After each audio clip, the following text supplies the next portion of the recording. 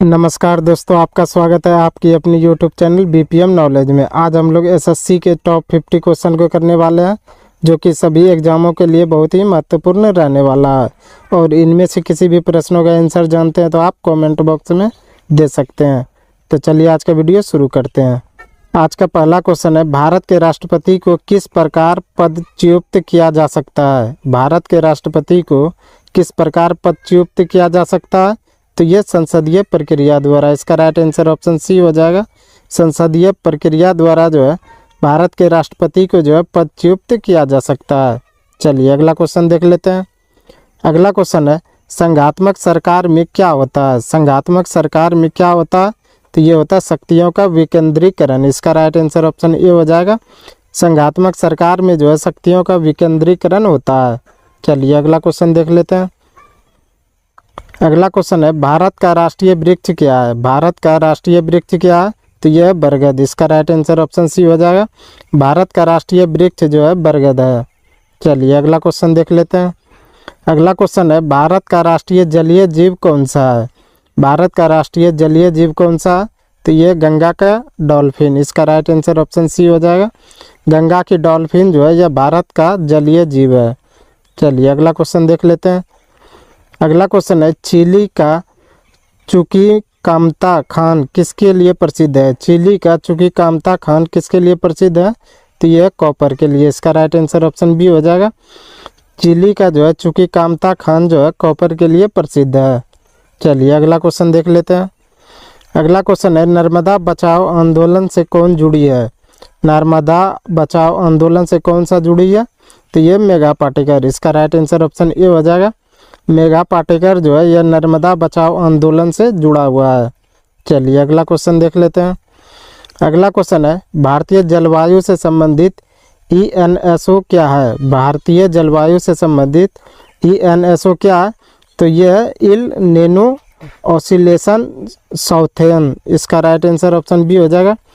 इल नेनो ऑसिलेशन जो है साउथर्न जो है यह भारतीय जलवायु से संबंधित ईएनएसओ है।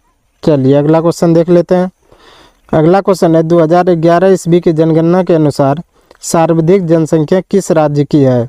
2011 ईस्वी की जनगणना के अनुसार सर्वाधिक जनसंख्या किस राज्य की है? तो यह है उत्तर प्रदेश की। इसका राइट आंसर ऑप्शन ए हो जाएगा। 2011 की जनगणना के अनुसार जो है सर्वाधिक जनसंख्या उत्तर प्रदेश की है। चलिए अगला क्वेश्चन देख लेते हैं। अगला क्वेश्चन है, कांच का गहरा नीला रंग किस कारण से होता है? कांच का गहरा नीला रंग किस कारण से होता है?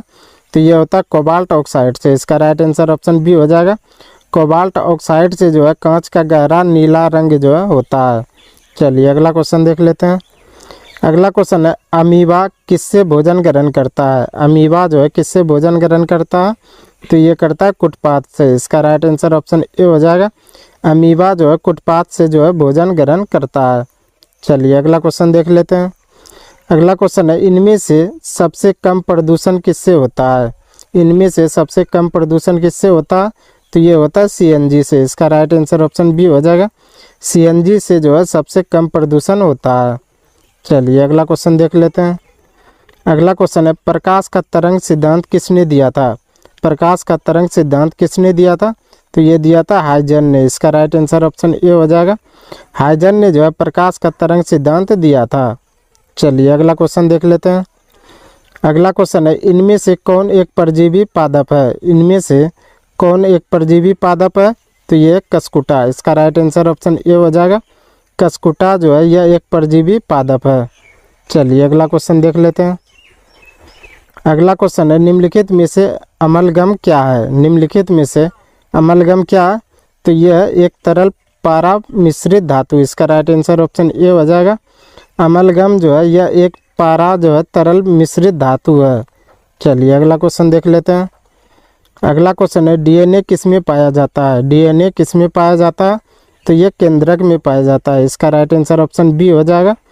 डीएनए जो है केंद्रक में पाया जाता है। चलिए अगला क्वेश्चन देख लेते हैं। अगला क्वेश्चन है, दांत के निर्माण में निम्न में से किस तत्व की सर्वाधिक भूमिका होती है? दांत के निर्माण में निम्न में से किस तत्व की सर्वाधिक भूमिका होती है? तो ये होती है कैल्शियम की। इसका राइट आंसर ऑप्शन बी हो जाएगा। दांत के निर्माण में जो है सर्वाधिक भूमिका जो है कैल्शियम की होती है।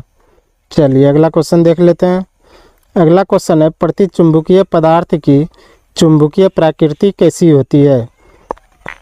प्रतिचुंबकीय पदार्थ की चुंबकीय प्रकृति कैसी होती है, तो ये होती है ऋणात्मक। इसका राइट आंसर ऑप्शन बी हो जाएगा। ऋणात्मक जो है प्रतिचुंबकीय पदार्थ की जो है चुंबकीय प्रकृति होती है। चलिए अगला क्वेश्चन देख लेते हैं।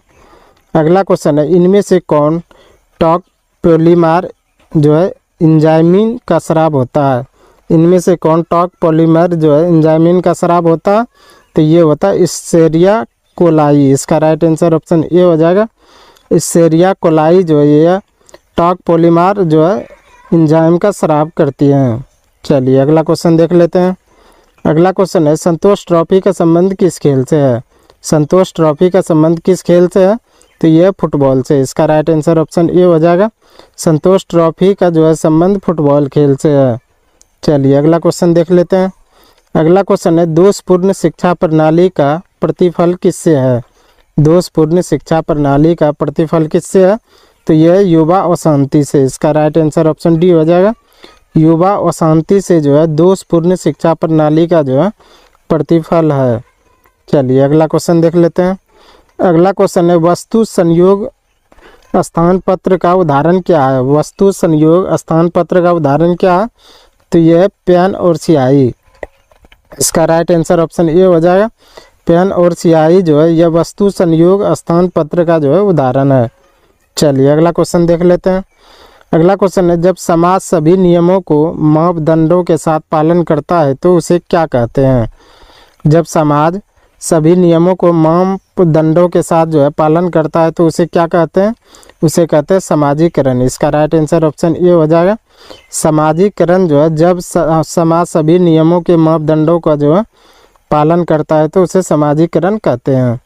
चलिए अगला क्वेश्चन देख लेते हैं। अगला क्वेश्चन है रुद्र दमन से संबंधित कौन सा अभिलेख है। रुद्र दमन से संबंधित कौन सा अभिलेख है, तो यह जूनागढ़ अभिलेख। इसका राइट आंसर ऑप्शन सी हो जाएगा। रुद्र दमन से जो है संबंधित जूनागढ़ अभिलेख है। चलिए अगला क्वेश्चन देख लेते हैं। अगला क्वेश्चन है मंगल पांडे का संबंध किस इन्फेंट्री से है। मंगल पांडे का संबंध किस इन्फेंट्री से था, तो ये 34 NI से। इसका राइट आंसर ऑप्शन बी हो जाएगा। 34 NI से जो है मंगल पांडे का जो है संबंध था। चलिए अगला क्वेश्चन देख लेते हैं। अगला क्वेश्चन है चतुर्थ बौद्ध संगीति किसके शासनकाल में हुआ था। चतुर्थ बौद्ध संगीति किसके शासनकाल में हुआ था, तो ये हुआ था कनिष्क के शासनकाल में। इसका राइट आंसर ऑप्शन डी हो जाएगा। कनिष्क के शासनकाल में जो है चौथे बौद्ध संगीति जो है हुआ था। अगला क्वेश्चन है भारत में प्रथम रेलगाड़ी मुंबई से किसके मध्य चलाई गई थी। भारत में प्रथम रेलगाड़ी मुंबई से किसके मध्य चलाई गई थी, तो यह थाने के मध्य चलाई गई थी। इसका राइट आंसर ऑप्शन सी हो जाएगा। भारत में प्रथम रेलगाड़ी जो है मुंबई और थाने के मध्य जो है चलाई गई थी। चलिए अगला क्वेश्चन देख लेते हैं। अगला क्वेश्चन है जलालगढ़ किला बिहार के किस जिले में स्थित है। जलालगढ़ किला बिहार के किस जिले में स्थित है, तो यह पूर्णिया जिले में स्थित है। इसका राइट आंसर ऑप्शन बी हो जाएगा। जलालगढ़ किला जो है बिहार के पूर्णिया जिले में जो है स्थित है। चलिए अगला क्वेश्चन देख लेते हैं। अगला क्वेश्चन है भारत सरकार की तरफ से करेंसी नोट कौन सी एजेंसी जारी करती है। भारत सरकार की तरफ से करेंसी नोट जो है कौन सी एजेंसी जारी करती है, तो यह करती है भारतीय रिजर्व बैंक। इसका राइट आंसर ऑप्शन बी हो जाएगा। भारतीय रिजर्व बैंक जो है भारत सरकार की तरफ से जो है करेंसी नोट जारी करती है। चलिए अगला क्वेश्चन देख लेते हैं। अगला क्वेश्चन है किस क्षेत्र में कामगार को रोजगार की सुरक्षा मिलती है। किस क्षेत्र में कामगार को जो है रोजगार की सुरक्षा मिलती है, तो यह संगठित क्षेत्र में। इसका राइट आंसर ऑप्शन ए हो जाएगा। संगठित क्षेत्र में जो है कामगार को जो है रोजगार की सुरक्षा मिलती है। चलिए अगला क्वेश्चन देख लेते हैं। अगला क्वेश्चन है प्लास्टर ऑफ पेरिस किससे बनाया जाता है। प्लास्टर ऑफ पेरिस किससे बनाया जाता है, तो यह जिप्सम से बनाया जाता है। इसका राइट आंसर ऑप्शन बी हो जाएगा। प्लास्टर ऑफ पेरिस जो है जिप्सम से जो है बनाया जाता है। चलिए अगला क्वेश्चन देख लेते हैं। अगला क्वेश्चन है हमारे सौर मंडल के किस ग्रह को लाल ग्रह के रूप में जाना जाता है। हमारे सौर मंडल के किस ग्रह को लाल ग्रह के रूप में जाना जाता है, तो यह मंगल को। इसका राइट आंसर ऑप्शन बी हो जाएगा। मंगल ग्रह को जो है लाल ग्रह के रूप में जाना जाता है। चलिए अगला क्वेश्चन देख लेते हैं। अगला क्वेश्चन है, उच्चतम न्यायालय के मुख्य न्यायाधीश को उसके पद से हटाया जा सकता है। उच्चतम न्यायालय के मुख्य न्यायाधीश को उसके पद से हटाया जा सकता है तो महाभियोग के द्वारा। इसका राइट आंसर ऑप्शन ए हो जाएगा। महाभियोग के द्वारा जो है उच्चतम न्यायालय के मुख्य न्यायाधीश को जो है उसके पद से हटाया जा सकता है। चलिए अगला क्वेश्चन देख लेते हैं। अगला क्वेश्चन है, किसानों द्वारा एक वर्ष में 3 विभिन्न फसलें उगाने के पीछे मुख्य कारण क्या है। किसानों के द्वारा एक वर्ष में 3 विभिन्न फसलें उगाने के पीछे मुख्य कारण क्या, तो यह सुविकसित सिंचाई प्रणाली। इसका राइट आंसर ऑप्शन ए हो जाएगा। सुविकसित सिंचाई प्रणाली जो है के द्वारा जो है किसानों द्वारा एक वर्ष में जो है 3 विभिन्न फसलें उगाई जाती है। चलिए अगला क्वेश्चन देख लेते हैं। अगला क्वेश्चन है, भारत का राष्ट्रपति बनने के लिए न्यूनतम आयु कितनी है। भारत का राष्ट्रपति बनने के लिए न्यूनतम कितनी आयु है, तो यह 35 वर्ष है। इसका राइट आंसर ऑप्शन डी हो जाएगा। 35 वर्ष जो है भारत का राष्ट्रपति बनने के लिए जो है न्यूनतम आयु है। चलिए अगला क्वेश्चन देख लेते हैं। अगला क्वेश्चन है, पानी का घनत्व अधिकतम कितना पर होता है। पानी का घनत्व अधिकतम कितना पर होता है, तो ये होता है 4 डिग्री सेंटीग्रेड पर। इसका राइट आंसर ऑप्शन बी हो जाएगा। 4 डिग्री सेंटीग्रेड पर जो है पानी का घनत्व जो है अधिकतम होता है। चलिए अगला क्वेश्चन देख लेते हैं। अगला क्वेश्चन है, सीवी रमन को भौतिकी का नोबेल पुरस्कार कब प्राप्त हुआ था। सीवी रमन को भौतिकी का जो है नोबेल पुरस्कार कब प्राप्त हुआ था, तो यह हुआ था 1928 ईस्वी में। इसका राइट आंसर ऑप्शन ए हो जाएगा। 1928 ईस्वी में जो है सीवी रमन को भौतिकी का जो है नोबेल पुरस्कार प्राप्त हुआ था। चलिए अगला क्वेश्चन देख लेते हैं।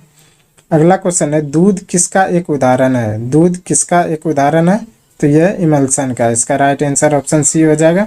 दूध जो है इमल्सन का जो है एक उदाहरण है। चलिए अगला क्वेश्चन देख लेते हैं। अगला क्वेश्चन है, 1 पिकोग्राम किसके बराबर होता है। 1 पिकोग्राम किसके बराबर होता है, तो ये होता है 10⁻12 ग्राम के बराबर। इसका राइट आंसर ऑप्शन सी हो जाएगा। 10⁻12 ग्राम के बराबर जो है 1 पिकोग्राम होता है। चलिए अगला क्वेश्चन देख लेते हैं। अगला क्वेश्चन है, स्टील की कठोरता प्रदान करने के लिए क्या बढ़ाई जाती है। स्टील की कठोरता प्रदान करने के लिए जो है क्या बढ़ाई जाती है, तो ये बढ़ाई जाती है क्रोमियम। इसका राइट आंसर ऑप्शन डी हो जाएगा। क्रोमियम जो है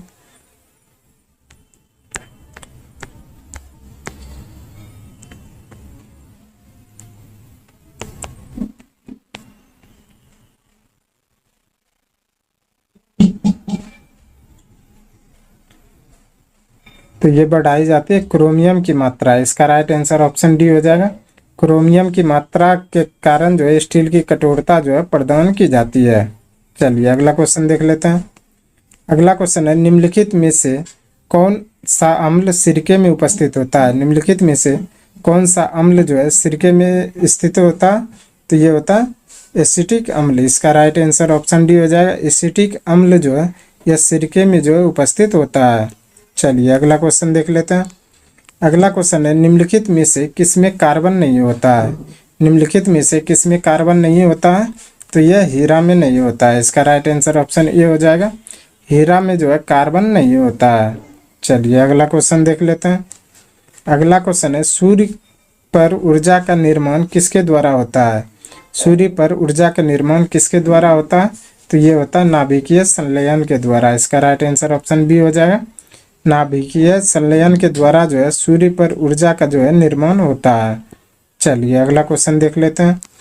अगला क्वेश्चन है, विटामिन सी का रासायनिक नाम क्या है। विटामिन सी का रासायनिक नाम क्या है, तो यह अस्कर्बिक अम्ल। इसका राइट आंसर ऑप्शन ए हो जाएगा। अस्कर्बिक अम्ल जो है विटामिन सी का जो है रासायनिक नाम है। चलिए अगला क्वेश्चन देख लेते हैं। अगला क्वेश्चन है, निम्नलिखित में से किस खनिज द्वारा लोहा प्राप्त किया जाता है। निम्नलिखित में से किस खनिज द्वारा जो है लोहा प्राप्त किया जाता है, तो यह हेमेटाइट के द्वारा। इसका राइट आंसर ऑप्शन डी हो जाएगा। हेमेटाइट के द्वारा जो है लोहा प्राप्त किया जाता है। चलिए अगला क्वेश्चन देख लेते हैं। अगला क्वेश्चन है, एक कार बैटरी में प्रयुक्त विद्युत अपघटय होता है। एक कार बैटरी में प्रयुक्त विद्युत अपघटय होता है, तो ये होता है हाइड्रोक्लोरिक अम्ल। इसका राइट आंसर ऑप्शन ए हो जाएगा। हाइड्रोक्लोरिक अम्ल जो है एक कार बैटरी में जो है प्रयुक्त विद्युत अपघटय होता है। चलिए अगला क्वेश्चन देख लेते हैं। अगला क्वेश्चन है, हवा में जिस गैस की मात्रा सबसे अधिक होती है वह है। हवा में जिस गैस की मात्रा सबसे अधिक होती है वह है, तो वह है नाइट्रोजन। इसका राइट आंसर ऑप्शन डी हो जाएगा। नाइट्रोजन जो है हवा में जो है सबसे अधिक मात्रा में होती है। चलिए अगला क्वेश्चन देख लेते हैं। अगला क्वेश्चन है, सौर मंडल का सबसे बड़ा ग्रह कौन सा है। सौर मंडल का सबसे बड़ा ग्रह कौन सा है, तो यह बृहस्पति। इसका राइट आंसर ऑप्शन सी हो जाएगा। बृहस्पति जो है सौर मंडल का जो है सबसे बड़ा ग्रह है। चलिए अगला क्वेश्चन देख लेते हैं। अगला क्वेश्चन है, सेल्सियस स्केल पर मानव शरीर का सामान्य तापमान कितना होता है। सेल्सियस स्केल पर मानव शरीर का सबसे सामान्य तापमान कितना होता है, तो यह होता है 37 डिग्री सेंटीग्रेड। इसका राइट आंसर ऑप्शन सी हो जाएगा। 37 डिग्री सेंटीग्रेड जो है इस सेल्सियस स्केल पर जो है मानव शरीर का सामान्य तापमान होता है। चलिए अगला क्वेश्चन देख लेते हैं। अगला क्वेश्चन है, परमाणु नाभिक के अवयव में कौन होता है। परमाणु नाभिक के अवयव में कौन होता है, तो ये होता है प्रोटॉन, न्यूट्रॉन, इलेक्ट्रॉन। इसका राइट आंसर ऑप्शन डी हो जाएगा। प्रोटॉन, न्यूट्रॉन और इलेक्ट्रॉन जो है परमाणु नाभिक के अवयव में होता है। चलिए अगला क्वेश्चन देख लेते हैं। आज का अंतिम क्वेश्चन है, HIV द्वारा होने वाला रोग कौन सा है। HIV द्वारा जो है होने वाला रोग कौन सा है, तो यह है एड्स। इस क्वेश्चन का राइट आंसर ऑप्शन डी हो जाएगा। एड्स जो है HIV द्वारा जो है होने वाला रोग है। आज के लिए बस इतना ही। हमें उम्मीद है कि ये वीडियो आपको पसंद आया होगा। अगर पसंद आया है तो प्लीज़ लाइक, कमेंट, शेयर और चैनल को सब्सक्राइब जरूर करें। धन्यवाद।